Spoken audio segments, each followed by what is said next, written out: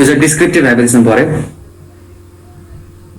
यसले चाहिँ भेरिएबल्सहरु बीचको रिलेसनशिप भ्यालु गर्ने होइन, यसले चाहिँ के भनेछ भनेपछि तपाईको सिम्पल रूपमा एक्जिस्टिङ सिचुएसनलाई डिस्क्राइब गर्ने त्यसको बारेमा भन्ने हो। तपाईहरुले यसको रिसर्च क्वेशनको फर्मेट कस्तो हुन्छ त भनेर यहाँ बुकमा यता पनि दिएको छ, तपाईहरुले बुक सँगै राख्नु भएको छ हेर्नु भयो होला। Do the stockholders of Nobel Bank favor an increase in stock dividend भनेको छ यहाँ। सो यो हो डिस्क्रिप्टिभ हाइपोथेसिस। त्यसपछि अर्को हाम्रो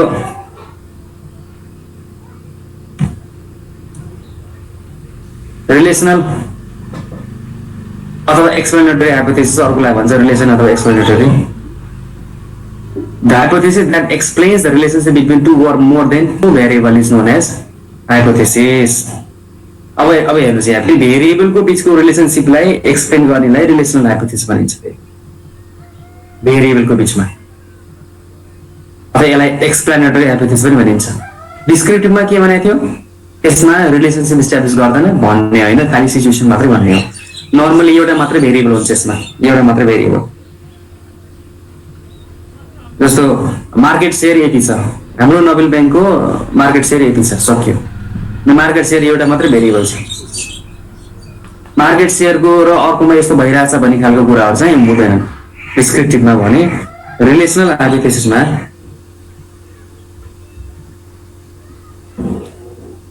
दुई वा दुई भन्दा बढी भेरिएबल्सहरुको रिलेसनशिपलाई एस्टाब्लिश गर्ने हो। अब यो रिलेसनल हाइपोथेसिसलाई पनि दुईटामा डिभाइड गरिएको छ, एउटा कोरिलेसनल हाइपोथेसिस र अर्को एक्सप्लेनेटरी अथवा कजल हाइपोथेसिस। अब हेर्नु चाहिँ कोरिलेसनल भनेको दुईटाको बीचको रिलेटेड छन् भनेर भन्ने हो, कोरिलेटेड। जस्तो income and expenses are correlated, income and expenses. अब कुन डिपेन्डेन्ट हो कुन इन्डिपेन्डेन्ट हो अथवा कुन कज हो कुन इफेक्ट हो त्यो नभन्ने, हेर्नुस् रिलेसनशिप मात्रै। There is correlation between height and weight, correlation hypothesis. एउटा कज हो एउटा इफेक्ट हो त्यो नखोलाको, खाली रिलेसन मात्रै इस्टाब्लिश गर्ने। दुईटा भेरिएबल्स दुई वा दुई भन्दा बढी भेरिएबल्सको बीचको छ भने त्यसलाई कोरिलेसनल हाइपोथेसिस भनेर भनिन्छ। कजल एक्सप्लेनेटरी अथवा कजल हाइपोथेसिस भनेको पनि एउटा कज अनि एउटा effect. So increase in demand increases supply। So demand के भयो कज हो भने सप्लाई के हो इफेक्ट हो।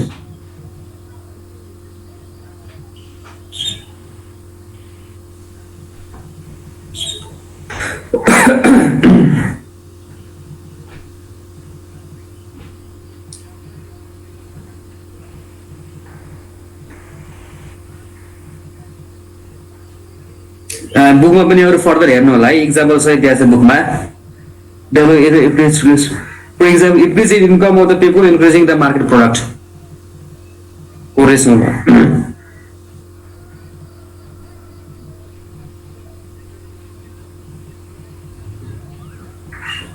जस्तो यसमा बुकमा यो एक्जाम्पलमा क्लियरली दिएको छ, हेर्नुस् यहाँ market of the product, income of the people and market of the product are correlated मात्रै भनेको छ भनेपछि के भयो कोरिलेसन भयो। तर increase in the income of people increases the market of the product भनेको छ भने इन्कम भयो के भयो कज भयो, इन्कम बढ्यो भने र के हुन्छ यसको मार्केट को कुनै पनि प्रोडक्टको मार्केट इन्क्रिज हुने भने त्यसको के भयो त्यो इफेक्ट भयो। अनि अर्को के भनेको छ फेरि हाम्रो कजल हाइपोथेसिसमा sharing companies problem independent variable हो। Sharing companies problem to the employees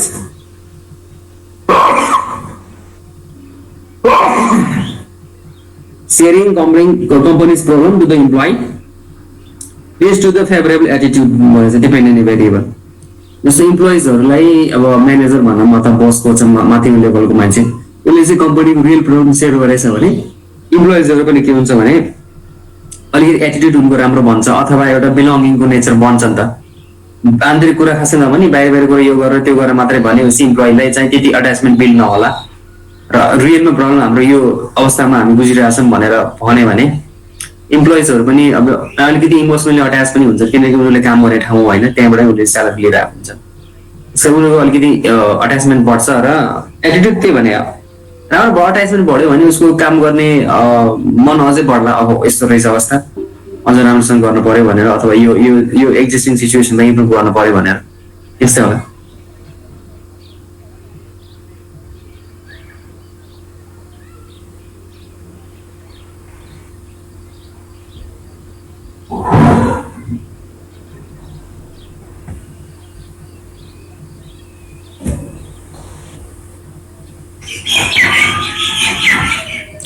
अर्को छ डाइरेक्सनल र नन डाइरेक्सनल हाइपोथेसिस भनेको छ फेरि। अब हेर्नुहोस्,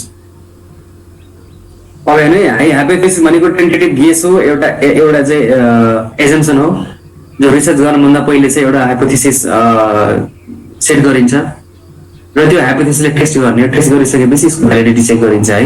र हाइपोथेसिस पनि के हुन्छ, हाम्रो रिसर्चको टपिक अनुसार पनि के हुन्छ, फरक फरक हाम्रो नेचरको टपिक ल्याइएला, रिसर्चको टपिक अनुसार पनि फरक फरक किसिमका हाइपोथेसिस होला। अनि ती हाइपोथेसिसको टाइप्स पढाएको छौँ हामी। यो रिसर्चको नेचर अनुसार हाइपोथेसिस सेट गर्ने हो। त्यस अनुसार हाइपोथेसिस पनि कुनै डाइरेक्सनल पर्ला, कुनै एक्सप्लेनेटरी पर्ला, कुनै नन डाइरेक्सनल पर्ला, त्यसरी दिएको छ है। अब डाइरेक्सनलमा हेर्नुहोस् त, अब hypothesis that is formulated using words more अनि लेस अनि लाइक डिसलाइक, सो दुईटा भेरिएबललाई चाहिँ कम्पेयर गरेर बनाएकोलाई के भनिन्छ, डाइरेक्सनल हाइपोथेसिस। मोर लेस भने जस्तो चिजहरूलाई, जस्तो यिनीहरूमा के छ भनेपछि फिमेल इम्प्लोइजहरू के are they are more likely to be obedient than male employees, एउटा हाइपोथेसिस। फिमेल इम्प्लोइजहरू बढी ओबिडियन्ट हुन्छन्, उनीहरू अलि टाइममा काम गर्छन्, टाइममा निस्किन्छन् होइन, काममा अलिकति सिन्सियर हुन्छन् भन्ने खालको छ भने त्यो के हो, डाइरेक्सन हाइपोथेसिस हो। हेर्नुहोस्, डाइरेक्सन दियो भने यो भन्दा यो बढी हुन्छ या यो भन्दा यो कम हुन्छ, direction hypothesis. It is non-directional because it gives the relationship because it gives the direction to the relationship of the two variables. मैले यो बुकै इक्जाम्पल भने होइन, even as an employees with more over tenure in the same organization has more commitment towards the organization. Directional relationship त्यही हो। जस्तो employee छ, 2 वर्षदेखि काम गरिरहेको इम्प्लोइ र 10 वर्षदेखि काम गरिरहेको इम्प्लोइ छ भने जो 10 वर्षदेखि काम गरिरहेको इम्प्लोइ छ त्यो बढी कमिटेड हुन्छ। उसको त के हुन्छ भने थोरै थोरै त्यहाँ युज टु पनि भइसकेको हुन्छ, अट्याचमेन्ट पनि बिल्ड भइसकेको हुन्छ। त्यस कारणले उसको के होला भने अलिकति बढी ऊ अर्गनाइजेसनतिर कमिटेड हुन्छ। त्यसै गरी अर्को त्यही हो, women employees are more loyal towards the organisation than men employees. यसमा के भयो, डाइरेक्सन पर्यो भनेपछि as a more or less likes dislikes comparing दुईटा भेरिएबललाई कम्पेयर गरेर गरेको हाइपोथेसिसलाई डाइरेक्सनल हाइपोथेसिस भन्ने भन्छ। र नन डाइरेक्सनल देखाएको छ नि यहाँ। नन डाइरेक्सनल के भनेको छ भने फेरि हाम्रो यहाँ भेरिएबल्सहरूको बिचको रिलेसनसिप इस्टाब्लिस गर्यो तर डाइरेक्ट गरेन, जसरी डाइरेक्ट रिलेसनसिप भने यसलाई नन डाइरेक्सनल।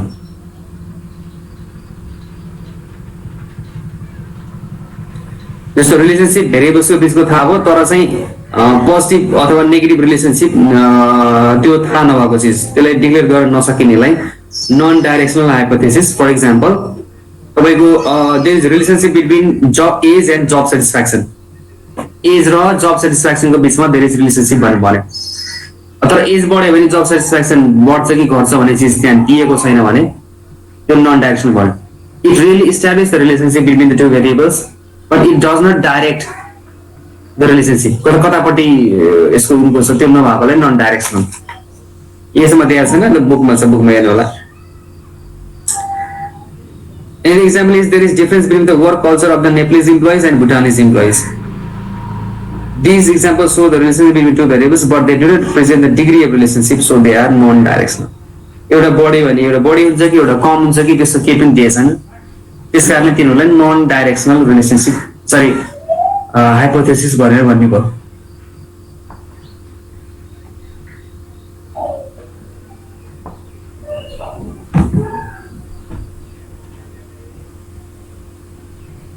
अनि अर्को नल र अल्टरनेटिभ हाइपोथेसिस, यो त तपाईँले स्ट्याटिस्टिक्स पढ्नु भएकै हो है। नल हाइपोथेसिस एउटा एजम्पसन हो, एउटा प्रोपोजिसन हो, जसले के भन्छ भने relationship between that defines the exact relationship between two variables. यसले के भन्छ, हाइपोथेसिस अफ नो डिफरेन्स, फरक छैन यो दुईटा हामीले जो कम्पेयर गरिरहेको छौँ there is no significant difference भन्छ त पढिसक्नु भयो there is no significant difference भन्ने नल हाइपोथेसिसले भने अल्टरनेट हाइपोथेसिसले होइन फरक छ दिएको रिलेसनसिप बिचको दिएको भेरिएबल्स बिचको रिलेसनसिपमा चाहिँ भ्यालुमा चाहिँ फरक छ भनेर अल्टरनेटिभ भन्ने हो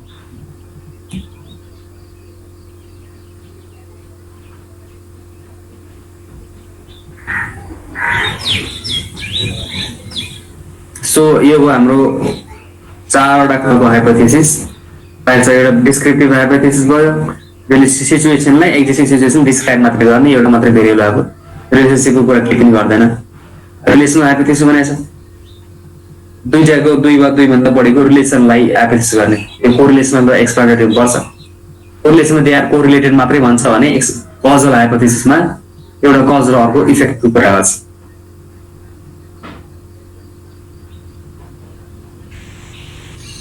डाइरेक्सनमा के हुन्छ भने इट गिभ्स रिलेसनसिप तर एउटा मोर अर्कोको कम भन्ने चिजहरू चाहिँ योभन्दा यो बढी अथवा योभन्दा यो बढी कम यो कम छ भन्ने किसिमका शब्दहरू युज गरिरहेको छ भने त्यो डाइरेक्सनल हाइपोथेसिस भयो र नन डाइरेक्सनमा के भन्छ भने रिलेसनसिप त छ तर it doesn't give the direction of differences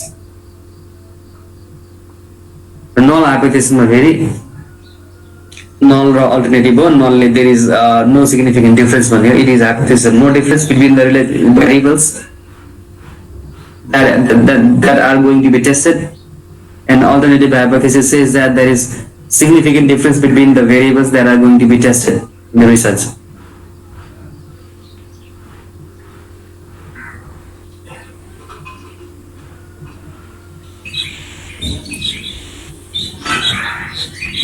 जो यसमा यो हाम्रो थर्ड च्याप्टरमा यो सकिन्छ हाम्रो यो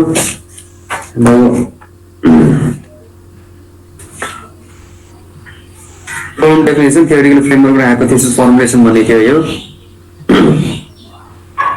यसको last topic types and formats of hypothesis भन्ने थियो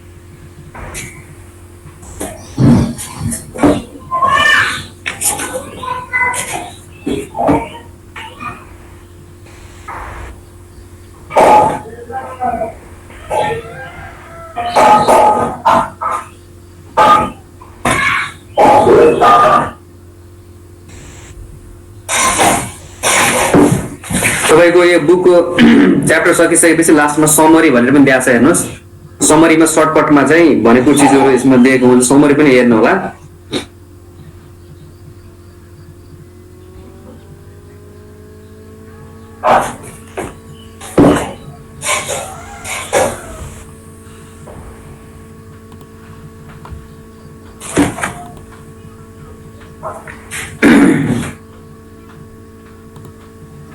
र यसमा तपाईको केसको कुरा गरौँ है यो यसको एक्सरसाइजमा जानुस् त पेज नम्बर 79 मा छ तपाईको केस एनालाइसिस भन्ने छ नि केस एनालाइसिस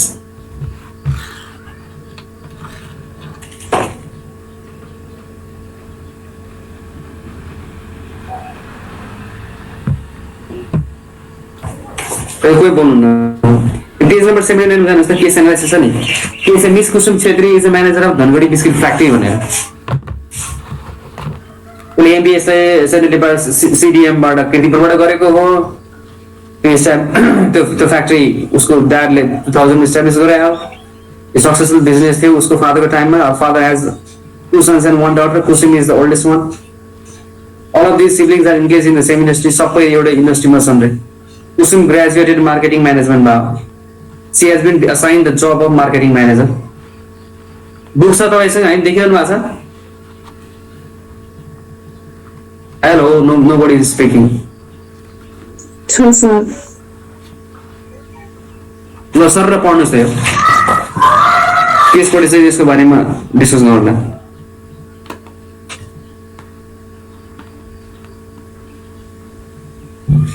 ए 1-2 मिनेट रहेछ. यसो गरौँ हेर्नुस्.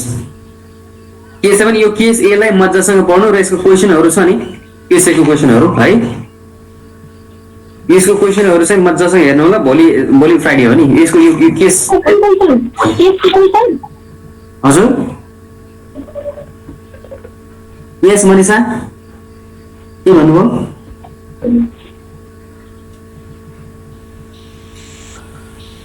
ए च्याप्टर 3 के page number 79 case analysis case A Miss Kusum Chhetri Dhangadhi biscuit फ्याक्ट्रीको म्यानेजर.